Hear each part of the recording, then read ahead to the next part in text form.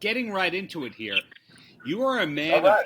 many, many interests that intrigue me. Not just a football player, not just a musician, also an entrepreneur.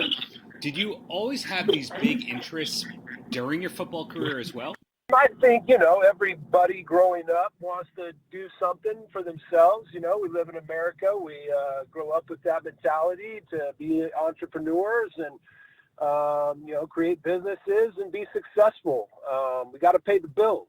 And so, from my plan to, play in the NFL, which was just a dream, but, it took a lot of planning as far as commitment and the dedication to that craft and honing that in to my backup plan, which is still available for me. And, working at the airlines, throwing luggage so I could save enough money, get my benefits built up and retire and open up my surf shop. I think everybody's had these dreams. Right. Now, what was your entry point into the cannabis world? My experience period drove me to this space as far as an entrepreneur is concerned, because that's what I realized that it was going to take. It was going to take not only people's voices, but for those voices to get behind products, for those voices to fight for these licenses out here, to open up these shops and get people this medicine. And when we hear about CTE and all that, you seem to be doing great and having continued success in your recovery. We usually hear about players who are kind of down on their luck, but in your case, it just seems like things are going great, that you're one of the true success stories of post-NFL life. Do I have that right? Well, I think that's not only evident in myself, but what people can see in all of us who are standing up for cannabis.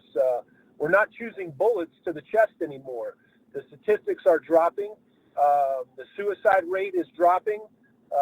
The players and athletes that have been dealing with all of these injuries and disease, from cognitive to orthopedic and disease in general, are having this experience like millions of Americans and others around the world. So it's a combination, but athletes have had this unique opportunity to put our voices and our experiences into the mainstream media space.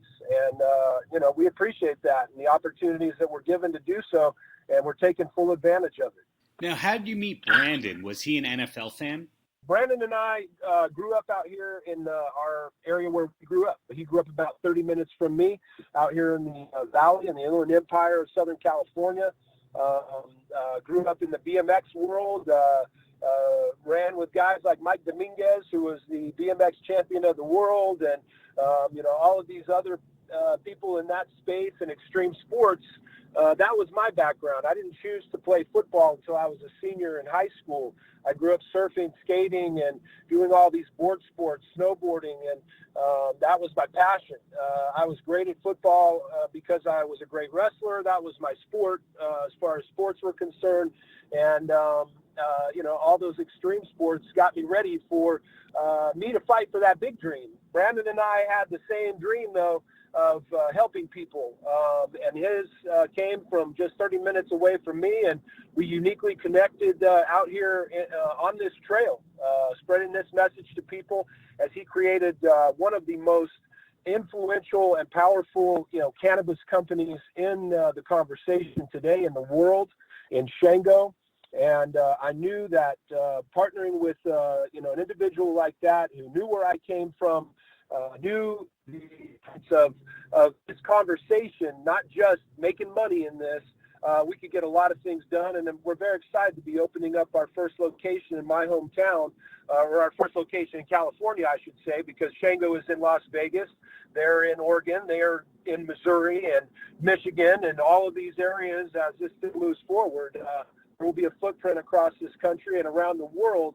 And it's because of the partnerships that are being made in this business that have true intent and driven towards helping people. And on the musical end, what's going on? Any activity from your bands? Music's always been a part of my life. It always will be. My music career was going very well in Nashville.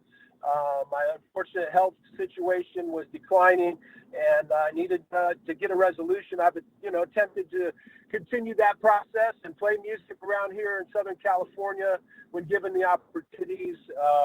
And force on really spreading this message and working for this plant right now, working for God. This is God's message. I asked for my life. He gave it back to me, and it was through this. And so music in that it's staying there, and that's why I went into country music.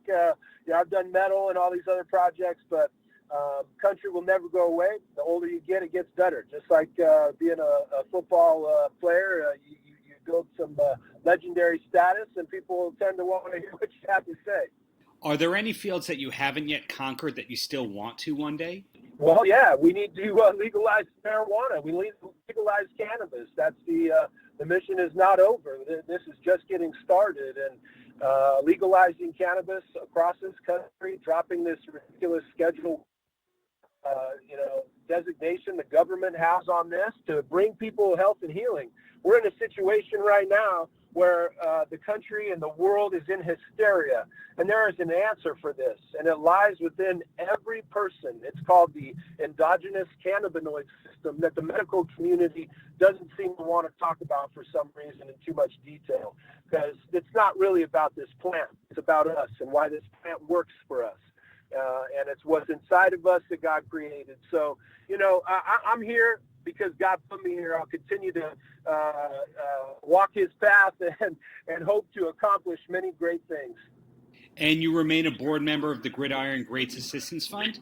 I do, and my work with the Gridiron Greats is very special to me. We've accomplished a lot of great things. It's not necessarily as in need as it was when we started that conversation at the end of my football career with the Chiefs, and the things that were going on in our community, the things that were being ignored or not anymore. And it's because of the great work of people like Mike Ditka that stood up, and I was just proud and have been proud to be associated with he and guys like Jerry Kramer and all these old guys that cared to tell us what we were going to face and help us do our best to try and change that. And right now with this new CBA, it's more important than ever that these active players understand the history of this game. Well, two quick questions, and then you're a free man. And the first one is, the NFL Retired Players Association recently started working with DDP Yoga, or DDPY, the wrestler Diamond Dallas Page's sort of yoga program. Is that something you've ever tried? I was one of the first to get the DDP yoga program, man. I think it's in my story. I still implement a lot of his things in my today. Again, these messages of helping people and getting them their lives back, what that's done for him in focusing and channeling his energy towards not just a business, but what that is doing for people in their lives by creating, unbelievable activity for them to that they never thought possible. These broken bodies from these action sports, these contact sports, is very real.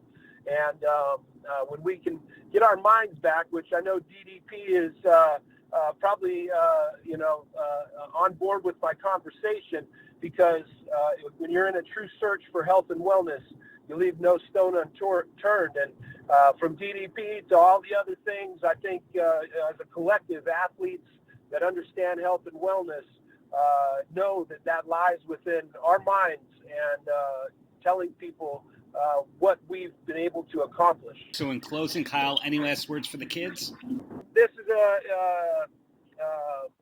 crazy experience. This life is very important that you stay focused, that you stay dedicated to everything that is in front of you every day.